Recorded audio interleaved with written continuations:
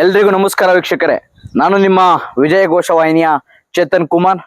ಪ್ರತಿಯೊಂದು ಪುಣ್ಯಕ್ಷೇತ್ರವನ್ನ ನಿಮಗೆ ಪರಿಚಯ ಮಾಡ್ಕೊಳ್ತಾ ಬಂದಿದ್ದೇವೆ. ಇಂದು ಚಿಕ್ಕನಾಯಕನಹಳ್ಳಿ ತಾಲೂಕು ಉಳಿಹಾರು ಹೋಬಳಿಯ ಹೊಯ್ಸಲಕಟ್ಟೆ ಗ್ರಾಮದಲ್ಲಿರ್ತಕ್ಕಂಥ ಬೋರ್ ಕಣಿವೆ, ಅಲ್ಲಿ ಜಲಾಶಯ ಬೋರ್ ಕಣಿವೆ ಡ್ಯಾಮ್ ಅಂದ್ರೆ ನಿಮ್ಮೆಲ್ರಿಗೂ ಕೂಡ ಚಿರಪರಿಚಿತ. ಆದ್ರೆ ಇಲ್ಲಿರ್ತಕ್ಕಂಥ ಶ್ರೀ ಕಾಲಭೈರವೇಶ್ವರ ಸನ್ನಿಧಿ ನಿಮ್ಗೆ ಯಾರಿಗೂ ಕೂಡ ತಿಳಿದಿಲ್ಲ ಅನ್ಸುತ್ತೆ.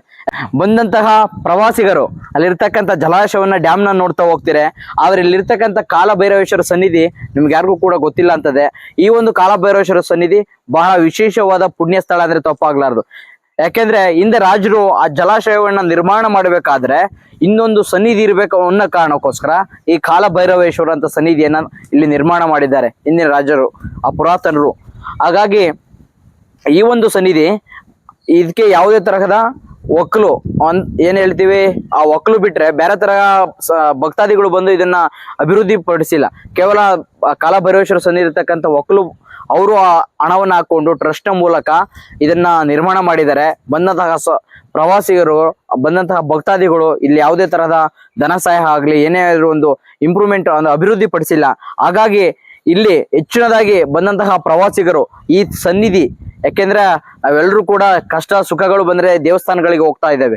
ಹಾಗಾಗಿ ಇಲ್ಲಿ ಬಂದಂತಹ ಪ್ರವಾಸಿಗರು, ಈ ಬೋರನ್ ಕಣಿವೆ ಜಲಾಶಯಕ್ಕೆ ಬಂದಂತಹ ಪ್ರವಾಸಿಗರು ಈ ಕಾಲಭೈರವೇಶ್ವರ ಸನ್ನಿಧಿಗೆ ಬಂದು ನಿಮ್ಮಲ್ಲಿ ಆಗಿರ್ತಕ್ಕಂಥ ಧನ ಸಹಾಯವನ್ನ ಅಥವಾ ಈ ಟ್ರಸ್ಟ್ ನ ಈ ಅಭಿವೃದ್ಧಿ ಪಡಿಸಿ ಮುಂದೆ ಈ ಕಾಲಭೈರವೇಶ್ವರ ಕೂಡ ಉನ್ನತ ಸ್ಥಾನಕ್ಕೆ ಸುಕ್ಷೇತ್ರವನ್ನಾಗಿ ಇದನ್ನು ಕೂಡ ಮುಂದೆ ಅಭಿವೃದ್ಧಿ ಪಡಿಸಿ ಅಂತ ಕೇಳ್ಕೊಳ್ತೇನೆ.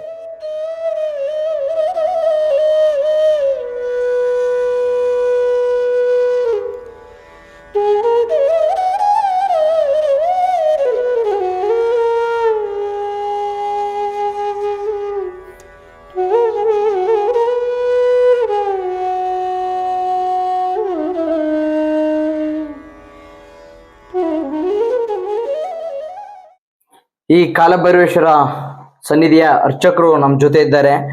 ಹೇಗೆ ಪ್ರವಾಸಿಗರು ಬರ್ತಾರೆ, ಇದು ಕೇವಲ ಚಿಕ್ಕನಾಯಕನಹಳ್ಳಿ ತಾಲೂಕು ಈ ಬೋರು ಕಣಿವೆ ಕೇವಲ ಡ್ಯಾಮ್ ನೋಡೋಕ್ಕೋಸ್ಕರ ಪ್ರವಾಸಿಗರು ಬರ್ತಾ ಇದ್ದಾರೆ ಜನಗಳು. ಆದ್ರೆ ಇಲ್ಲಿ ಒಂದು ಕಾಲಭೈರವೇಶ್ವರ ಇರ್ತಕ್ಕಂಥ ಒಂದು ಸನ್ನಿಧಿ ಇದೆ. ಈ ಸನ್ನಿಧಿಗೆ ಭಕ್ತಾದಿಗಳು ಬರ್ತಾ ಇದ್ದಾರಾ ವಿಚಾರಿಸೋಣ ಬನ್ನಿ. ಸರ್, ಇದು ಬಂದಂತಹ ಪ್ರವಾಸಿಗರು ಭಕ್ತಾದಿಗಳು ಕೇವಲ ಡ್ಯಾಮ್ ನೋಡ್ಕೊಂಡು ಹೋಗ್ತಾ ಇದಾರೆ, ಇಲ್ಲಿ ಏನಾದ್ರು ಬರ್ತಾ ಇದೀರಾ? ಯಾಕಂದ್ರೆ ಒಂದು ಸನ್ನಿಧಿ ಕಾಲಭೈರವೇಶ್ವರ ಅಂತ, ಇದು ಅಂದ್ರೆ ಡ್ಯಾಮ್ ನೋಡ್ಲಿಕ್ಕೆ ಮಾತ್ರ ಬರ್ತಾರೆ. ಬಟ್ ಇದಕ್ಕೆ ಪುರಾತನದ ದೇವಸ್ಥಾನ ಇರೋದ್ರಿಂದ ಇದಕ್ಕೆ ಒಕ್ಕಲಿದ್ದಾರೆ, ಅವ್ರು ನಡ್ಕೊಳ್ಳೋದ್ರಿಂದ ಅವ್ರು ಮಾತ್ರ ಬರ್ತಾರೆ. ಡ್ಯಾಮ್ ಹೋಗಿದ್ದಾರೆ, ಕೆಲವು ಜನ ಬರ್ತಾರೆ, ಕೆಲವು ಜನ ಹಂಗೆ ಹೋಗ್ತಾರೆ. ಕೇವಲ ಇಲ್ಲಿ ಒಂಥರ ಪ್ರೇಕ್ಷಣೀಯ ಸ್ಥಳ ಇರೋದಕ್ಕೋಸ್ಕರ ಅಲ್ಲಿ ಹೋಗ್ತಾರೆ. ಬಟ್ ಈ ದೇವಸ್ಥಾನಕ್ಕೆ ಸನ್ನಿಧಿ ಕಡಿಮೆ, ನಡ್ಕೊಂಡವ್ರು ಮಾತ್ರ ಒಕ್ಕಲಿಗರು ಏನ್ ನಡ್ಕೊಳ್ತಾರೆ ಅವ್ರು ಬರ್ತಾರೆ, ಒಕ್ಕಲರ್ ಮಾತ್ರ ಬರ್ತಾರೆ, ಹಂಗೆ ಹೋಗ್ತಾರೆ. ಸರ್, ಇದು ಒಂದು ಡ್ಯಾಮ್ ಇದೆ, ಇದು ಬೋರನ್ ಕಣಿವೆ ಡ್ಯಾಮ್ ಅಂದ್ರೆ ಎಲ್ಲ ಫೇಮಸ್. ಬಟ್ ಈ ಕಾಲಭೈರವೇಶ್ವರ ಹೇಗ್ ಹುಡ್ತು, ಅದ್ರ ಹಿನ್ನೆಲೆ ಏನಾದ್ರು? ಇದು ಮಹಾರಾಜರ ಕಾಲದಲ್ಲಿ ಡ್ಯಾಮ್ ನಿರ್ಮಾಣ ಆಗ್ಬೇಕಾದ್ರೆ ಆಗಿದ್ದು ಅಂತ ಹೇಳ್ತಾರೆ. ಬಟ್ ಅದು ಡ್ಯಾಮ್ ನಿರ್ಮಾಣ ಮಾಡ್ಬೇಕಾದ್ರೆ ಆ ಮುಂದೆಗಡೆ, ಅಂದ್ರೆ ಡ್ಯಾಮ್ ಮುಂದೆಗಡೆ ರಾಜರಿಗೆ ಏನಂದ್ರೆ ಒಂದು ದೇವಸ್ಥಾನ ನಿರ್ಮಾಣ ಮಾಡ್ಬೇಕು ಅಂತ ಅವರಲ್ಲಿ ಇರುತ್ತೆ. ಯಾಕಂದ್ರೆ ಅದು ಎಲ್ಲಾನ ಹೋಗ್ಲಿ, ಅಕಸ್ಮಾತ್ ಡ್ಯಾಮ್ ನಿರ್ಮಾಣ ಮಾಡ್ಬೇಕಾದ್ರೆ ದೇವಸ್ಥಾನ ನಿರ್ಮಾಣ ಮಾಡೇ ಇರ್ತಾರೆ. ಅದೇ ರೀತಿ ಇಲ್ಲಿನೂ ಒಂದು ಕಾಲಭೈರವೇಶ್ವರನ ಅವಾಗ ನಿರ್ಮಾಣ ಮಾಡಿದ್ರಂದ್ರೆ, ಅಂದ್ರೆ ಭೈರವೇಶ್ವರ ಅಂತ ಕರೀತಾರೆ. ಇದು ಬೋರನ್ ಇಲ್ಲಿ ಏನಾಗುತ್ತೆ ಅಂದ್ರೆ ಕೆಲವು ಇತಿಹಾಸ ಏನೂ ಇಲ್ಲ. ಅಂದ್ರೆ ಭೈರವ ದೇಶನ ನಿರ್ಮಾಣ ಮಾಡೋದಕ್ಕೆ ಬೋರನ್ ಕಣಿವೆ ಭೈರವನ ಕಣಿವೆ ಅಂತ ಕರೀತಾರೆ. ಇದು ಕ್ರಮೇಣ ಈಗ ಬೋರನ್ ಕಣಿವೆ ಅಂತ ಕರೀತಾರೆ. ಯಾವುದೇ ಇತಿಹಾಸ ಇಲ್ಲ. ಇದು ರಾಜರ ಕಾಲದಲ್ಲಿ ಆಗಿದ್ದು ಪುರಾತನ ದೇವಸ್ಥಾನ. ಇದು ಪುರಾತನ ದೇವಸ್ಥಾನ. ಜೊತೆಗೆ ಬಂದಂತ ಪ್ರವಾಸಿಗರು ಆ ಡ್ಯಾಮ್ ನೋಡ್ತಾರಲ್ಲ, ಇಲ್ಲೇನಾದ್ರು ಯಾಕಂದ್ರೆ ಈ ಟ್ರಸ್ಟ್ ಇಂದ ಏನಾದ್ರು ಸರ್ಕಾರದಿಂದ ಅನುದಾನ ಅಂತ ಏನಿಲ್ಲ. ಇದು ಸರ್ಕಾರಕ್ಕೆ ಸೇರಿದೆ, ಮುಜರಾಯಿ ಇಲಾಖೆಗೆ ಸೇರಿದೆ. ಬಟ್ ಅನುದಾನ ಏನಿಲ್ಲ. ಯಾಕಂದ್ರೆ ಅಲ್ಲಿ ABCD ಅಂತ ಗ್ರೂಪ್ ಇರ್ತವೆ. AB ಮತ್ತು ಸರ್ಕಾರಕ್ಕೆ ಆದಾಯ ಹೋದ್ರೆ ಮಾತ್ರ ಅದಿರುತ್ತೆ. ಬಟ್ C ಝೋನ್ ಇರೋದ್ರಿಂದ ಸರ್ಕಾರದಿಂದ. ಬಟ್ ಒಕ್ಕಲಿಗರ ಏನ್ ಒಕ್ಕಲಿದ್ಯಾ ಅವರೇ ಇದನ್ನ ಟ್ರಸ್ಟ್ ಇಂದ ಮಾಡಿ ಅವರೇ ಎಲ್ಲ ಇದ್ ಮಾಡ್ಕೊಂಡು ಒಟ್ಟಿ ಸರ್ಕಾರದಿಂದ ಏನು ಅನುದಾನ ಇಲ್ಲ. ಬಟ್ ಮುಜರಾಯಿ ಇಲಾಖೆಗೆ ಸೇರಿದೆ ಅಷ್ಟೇ, ಸರ್ಕಾರಕ್ಕೆ ಬಟ್ ಸೇರಿದೆ. ಬಟ್ ಅದರಿಂದ ಅಂತ ಏನಿಲ್ಲ. ಬಟ್ ಯಾಕಂದ್ರೆ ಏನು ಇದಿರಲ್ಲ, ಅಂದ್ರೆ ಅನುದಾನ ಆ ತರದೇನು ಇರಲ್ಲ. ಯಾಕಂದ್ರೆ ಅವ್ರಿಗೆ ಗ್ರೂಪ್ ಅಂತ ಇರ್ತಲ್ಲ, ಸರ್ಕಾರಕ್ಕೆ ಆದಾಯ ಹೋಯ್ರೆ ಆದ್ರೆ ಆತರ ಇದ್ ಮಾಡ್ತಾರೆ. ಅಂದ್ರೆ ಈ ಕಾಲಭೈರವೇಶ್ವರದ ಏನಾದ್ರು ವಿಶೇಷತೆ ಇದೆಯಾ? ವಿಶೇಷತೆ ಅಂದ್ರೆ ಇದು ಶಿವನ ರುದ್ರ ರೂಪ. ಅಂದ್ರೆ ಯಾಕಂದ್ರೆ ಬ್ರಹ್ಮನ ತಲೆ ಕಡ್ದಾಗ ಶಿವ ಸೃಷ್ಟಿ ಮಾಡಿದ್ದು ಕಾಲಭೈರವ. ಹಂಗಾಗಿ ಶಿವನ ರುದ್ರ ರೂಪ ಕಾಲಭೈರವ. ಶಿವನ ರುದ್ರ ರೂಪ ಕಾಲಭೈರವ. ಅಂದ್ರೆ ಯಾಕೆಂದ್ರೆ ಕೇಳ್ತೀವಿ ವಿಶೇಷತೆ ಅಂದ್ರೆ ಜನಗಳಿಗೆ ಎಕ್ಸಾಂಪಲ್ಸ್ ಉಡುಸ್ತಮ್ಮ ಸನ್ನಿಧಿ ಹೋದ್ರೆ ಕಲ್ ತಿರುಗಿದ್ರೆ ಅವ್ರ ಕೋರಿಕೆ ಬಗೆಹರಿತವೆ. ಈಗ ಒಂದೊಂದು ಕ್ಷೇತ್ರಕ್ಕೆ ಹೋದ್ರೆ ಹೂವು ಕೊಟ್ರೆ ಬಗೆಹರಿತದೆ.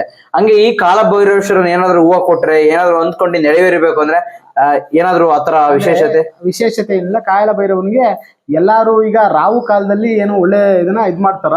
ರಾವು ಕಾಲದಲ್ಲಿ ಕಾಲ ಭೈರವೇಶ್ವರಿಗೆ ಅಂದ್ರೆ ಅಲ್ಲಿ ಸನ್ನಿಧಿ ಎಲ್ಲ ಇರುತ್ತೋ, ಈಗ ಎಲ್ಲಾದ್ರೂ ಸುತ್ತಮುತ್ತ ಇದ್ರೆ ಕಾಲ ಭೈರವೇಶ್ವರಿಗೆ ಅದು ರಾವು ಕಾಲದಲ್ಲಿ ಅಮಾವಾಸ್ಯೆ ಆ ತರದ ಟೈಮ್ ಅಲ್ಲಿ ಅಮಾವಾಸ್ಯೆ ಬರುತ್ತಲ್ಲ, ಅಮಾವಾಸ್ಯೆ ದಿವಸ ರಾವು ಕಾಲ ಟೈಮ್ನಾಗೆ ಈ ಕುಂಬಳಕಾಯಿ ಬತ್ತಿ ಇವನ್ನೆಲ್ಲ ಹಚ್ತಾರೆ. ಅದನ್ನ ಹಚ್ಚಿದ್ರೆ ಬಹಳ ಒಳ್ಳೇದು. 9 ವಾರ ಹಚ್ಚಿದ್ರೆ ನೀವು ಯಾವ್ದನ್ನ ಕಾಣದಿದ್ದಂತದನ್ನ ಒಂದು ನಿಮ್ಮಲ್ಲಿ ಕಾಣುತ್ತೆ.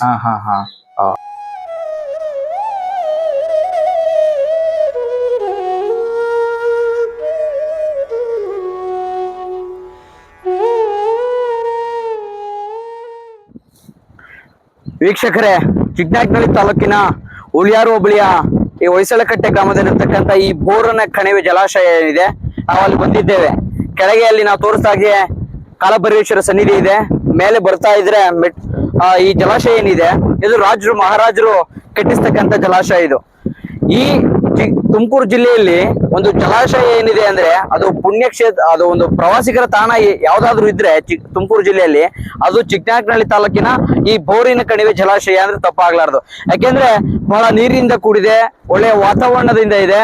ಯಾಕೆಂದ್ರೆ ಕೊಡಗು ಆ ಕಡೆ ಹೋದ್ರೆ ಚಿಕ್ಕಮಗಳೂರು ಯಾವ ರೀತಿ ನೈಸರ್ಗಿಕವಾಗಿದೆಯೋ ಅದೇ ರೀತಿಯಲ್ಲಿ ನೈಸರ್ಗಿಕವಾಗಿ ಒಳ್ಳೆ ಉತ್ತಮವಾದ ಗಾಳಿ ವಾತಾವರಣಗಳಿಂದ ಒಳ್ಳೆ ಪರಿಸರದಿಂದ ಈ ಒಂದು ಸ್ಥಳ ಕೂಡಿದೆ. ಈ ಬೋರನ ಜಲಾಶಯದಲ್ಲಿ ಬಂದಂತಹ ಪ್ರವಾಸಿಗರು ಏನಿದ್ದಾರೆ ಬಹಳ ಅದ್ಭುತವಾಗಿ ಅವರ ಕುಟುಂಬದೊಂದಿಗೆ ಸಮಯವನ್ನು ಕಳೆದು ಇಲ್ಲಿ ಸನ್ನಿಧಿ ಇದೆ, ಆ ಸನ್ನಿಧಿಯಲ್ಲಿ ವಿಶೇಷವಾದ ಪೂಜೆಗಳನ್ನ ಹವನಗಳನ್ನ ಮಾಡಿಸ್ಕೊಂಡು ಈ ಜಲಾಶಯವನ್ನ ನೋಡಿ ಬಹಳ ಖುಷಿಯಿಂದ ಅವರು ಈ ಸ್ಥಳಕ್ಕೆ ಬಂದು ಹೋಗ್ತಾ ಇದ್ದಾರೆ. ಹಾಗಾಗಿ ಎಲ್ಲ ಹೆಚ್ಚಿನ ವೀಕ್ಷಕರು ಈ ಸ್ಥಳಕ್ಕೆ ಬಂದು ಕಾಲವನ್ನ ಕಳೆದು ಅಲ್ಲಿರ್ತಕ್ಕಂಥ ಸನ್ನಿಧಿಯಲ್ಲಿ ತಮ್ಮ ಇಷ್ಟ ದೇವತೆಯನ್ನು ಪೂಜೆ ಮಾಡಿಸಿ ಹೋಗ್ಬೇಕೆಂದು ತಮ್ಮಲ್ಲಿ ವಿನಂತಿಸಿಕೊಳ್ತೇನೆ. ವೀಕ್ಷಕರೇ, ಮುಂದಿನ ದಿನಗಳಲ್ಲಿ ಶಿರಾ ತಾಲೂಕು ಮತ್ತು ತುಮಕೂರು ಜಿಲ್ಲೆ ಇರ್ತಕ್ಕಂಥ ಎಲ್ಲ ಧಾರ್ಮಿಕ ಕ್ಷೇತ್ರಗಳನ್ನು ಮತ್ತು ಪ್ರವಾಸಿ ತಾಣಗಳನ್ನು ನಿಮ್ಮ ಮುಂದೆ ಪರಿಚಯಿಸ್ತಾ ಹೋಗ್ತೇವೆ. ಹಾಗಾಗಿ ಹೆಚ್ಚಿನದಾಗಿ ಫೇಸ್ಬುಕ್ಕಲ್ಲಿ ನಮ್ಮ ಪೇಜನ್ನು ಫಾಲೋ ಮಾಡಿ, ಯೂಟ್ಯೂಬಲ್ಲಿ ನಮ್ಮ ಚಾನಲನ್ನು ಸಬ್ಸ್ಕ್ರೈಬ್ ಮಾಡಿಕೊಳ್ಳಿ. ನಿಮ್ಮೆಲ್ಲರ ಆಶೀರ್ವಾದ ಸದಾ ನಮಗಿರಲಿ. ನಿಮ್ಮೆಲ್ಲರಿಗೂ ನಮಸ್ಕಾರ.